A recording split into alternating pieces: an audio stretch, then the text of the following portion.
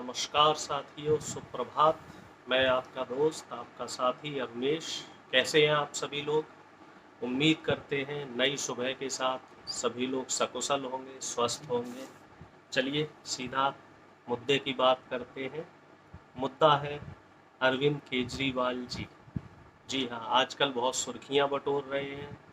चाहे उनका विधानसभा का भाषण हो या फिर उनके आवास पर भारतीय जनता युवा मोर्चा के कार्यकर्ताओं द्वारा किया गया उपद्रव। अब सवाल ये उठता है, बहुत से लोग ये कहेंगे कि केजरीवाल जी बीजेपी के विपक्ष में या बीजेपी के विरोध में राजनीति कर रहे हैं, लेकिन सवाल ये उठता है कि कि केजरीवाल जी सिर्फ उस समय राजनीति क्यों करते हैं जिस समय बीजेपी घिरी हुई होती है। क्या भारतीय जनता पार्टी या आरएसएस एक विकल्प के तौर पर अरविंद केजरीवाल जी को प्रोजेक्ट करने की कोशिश कर रही है?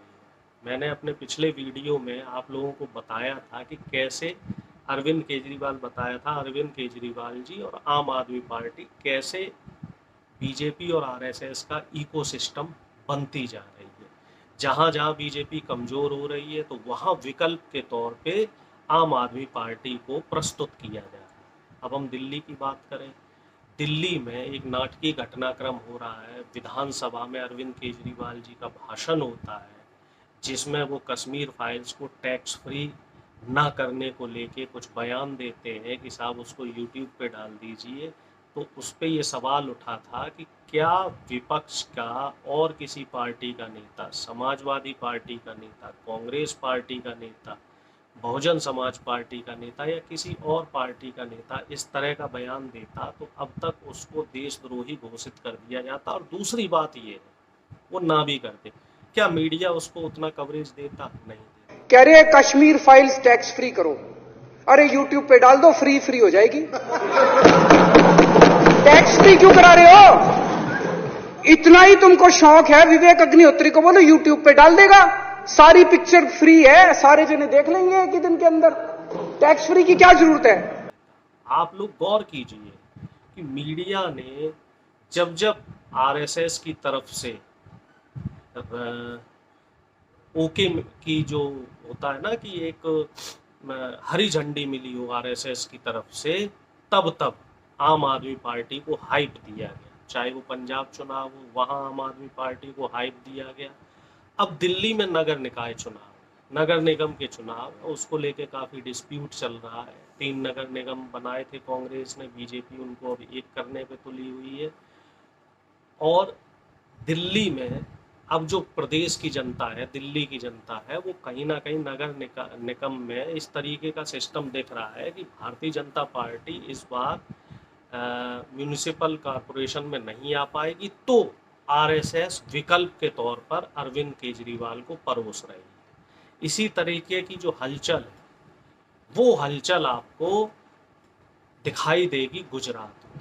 अब बात आ रही है देशभक्त की और असली देशभक्त की। केजरीवाल जी एक तरफ कह रहे हैं साहब मैं असली देशभक्त हूँ, मेरी बूंद का एक एक कतरा मेरे देश के लिए कुर्बान होगा, ये होगा जी, वो होगा। बहुत अच्छा भाषण देने में वो बहुत अच्छे हैं, आईआरएस ऑफिसर रहे हैं।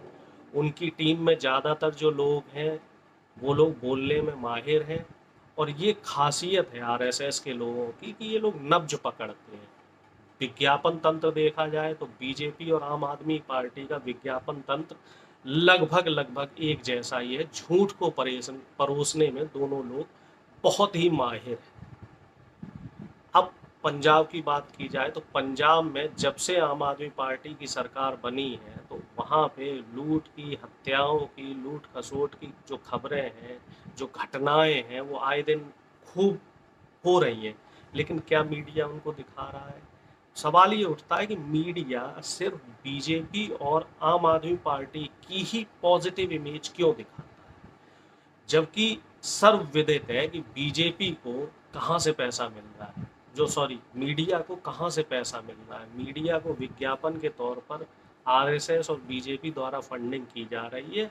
और अगर आम आदमी पार्टी की पॉजिटिव इमेज दिखाई जा रही है तो कहीं ना कहीं आरएसएस के जो बड़े नेता हैं या बीजेपी के जो बड़े नेता हैं उनकी तरफ से एक इशारा है ये हमारा विकल्प है, इनको आप दिखाइए।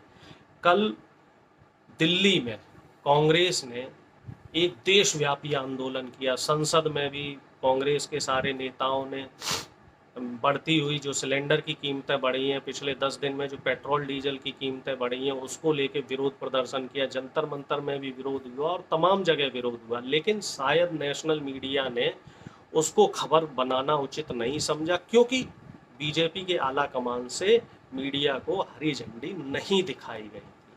कांग्रेस के पेज पे कोई पोस्ट पड़ती है, मेरे कुछ मीडिया के दोस्त बताते हैं, तो उसको दबा दिया जाता है। कांग्रेस के नाम से यूट्यूब चैनल पे कोई वीडियो पड़ते हैं तो उनको दबा दिया जाता है, उनको बीजेपी आईटी सेल की तरफ से रिपोर्ट करने का काम किया जाता है, चाहे वो फेसबुक पे डाला जाए, यूट्यूब पे डाला जाए, ट्विटर पे डाला, उनकी रीच कम कर दी जाती है। इस बात को सोनिया जी ने भी संसद में कहा है।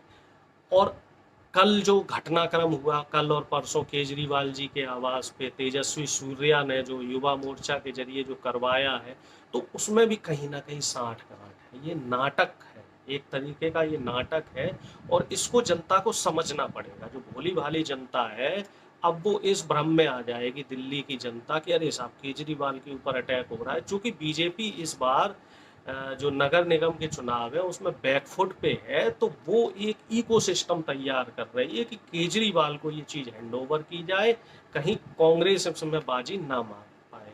इसमें व्यवस्था ये है कि मीडिया कांग्रेस के नेता या विपक्ष के किसी भी पार्टी का नेता हो, उसको कभी भी नहीं दिखाएगा। तमाम चुनाव चले और चुनाव के बाद भी अब जगह जगह क्राइम की और हत्याओं की घटनाएं हो रही, लेकिन मीडिया उनको कभी भी नहीं दिखाएगा। क्या दिखाएगा कि केजरीवाल जी के आवास पे तेजस्वी सूर्या ने हमला किया, केजरीवाल जी के आवास पे, और केजरीवाल जी कह रहे हैं कि मैं मरने के लिए तैयार हूँ, मैं अपनी शहादत देने के लिए तैयार हूँ। देखिए, ड्रामेबाजी में वो भी बहुत अव्वल है, अभिनय करने में वो भी बहुत अव्वल है। मुझे ऐसा लग रहा है कि मोदी जी ने और केजरीवाल साहब ने, दोनों लोगों ने एक ही जगह से अभिनय करने की जो क्लासेस हैं, जो कौशल है, वो एक ही जगह से सीखा है, और वो है आरएसएस की पाठशाला। ये मोदी जी मॉर्निंग क्लासेस में वहाँ जाते थे और केजरीवाल साहब इवनिंग क्लासेस में जाते थे, और दोनों लोग देशभक्ति के नाम पर, राष्ट्रभक्ति के नाम पर, गरीबों को देने के नाम पर जनता को लूटने का काम कर रहे हैं, जनता के साथ ठगी करने का काम कर रहे हैं। दिल्ली में आम आदमी पार्टी ने काम तो कम किया है, लेकिन उसका प्रचार जरूरत से ज़्यादा कर दिया है। उस पर फिर कभी चर्चा करेंगे, लेकिन आज जो हमारा चर्चा का विषय है वो है भारतीय जनता पार्टी द्वारा जो आम आदमी पार्टी के जो मुखिया हैं उनके कार्यालय पे हमला करना, उनके आवास पे हमला करना। तो इस पे आप लोग थोड़ा विचार कीजिए कि कहीं ना कहीं मुद्दों को डाइवर्ट करने की कोशिश की जा रही है, एक सांप्रदायिक माहौल बनाने की कोशिश की जा रही है, जिसमें जनता के सामने सिर्फ दो ही विकल्प रहे, बीजेपी या आरएसएस, यानी कि बीजेपी या आम आदमी पार्टी, यानी कि गंगाधर या शक्तिमान। इस चीज़ को जनता को समझना पड़ेगा कि ये मीडिया इतनी दयालु कैसे हो गई, कैसे वो आम आदमी पार्टी को इतना हाइप दे रही है। और आप इस पैटर्न को 2013 से समझिए, जब अन्ना आंदोलन चल रहा था तब से इस पैटर्न को समझिए। हमेशा कांग्रेस पार्टी और उस जैसी जो विचारधारा है, चाहे वो समाजवादी पार्टी हो, इनको हमेशा खलनायक के रूप में प्रस्तुत किया गया, और बीजेपी और आम आदमी जैसी पार्टी की जो विचारधाराओं की जो पार्टी है, या बीजेपी जैसी विचारधाराओं की जो पार्टी है, इनको हमेशा नायक के रूप में प्रस्तुत किया गया, इनको हमेशा मीडिया में जगह दी गई। तो इस वजह को आप लोग गंभीरता से समझें, और अगर आप मेरी बातों से सहमत हो तो इस वीडियो पे कमेंट जरूर करें। हाँ, अपने बहुमूल्य सुझाव देना ना भूलें। मैं अपनी बातों को यहीं ख़त्म करता हूँ। उम्मीद करता हूँ आप मेरी बातों से सहमत होंगे, और नहीं भी सहमत है तब भी आप मुझे बता सकते हैं कि मैं कहाँ पे गलत हूँ। बहुत बहुत धन्यवाद। आपका दिन शुभ रहे। जय हिंद, जय भारत। वीडियो पसंद आई हो तो वीडियो को लाइक करें, चैनल को सब्सक्राइब करें, सब्सक्राइब बटन के साथ लगे नोटिफिकेशन बेल आइकन को भी दबा दें ताकि आप हमारी हर वीडियो से अपडेट रह सकें।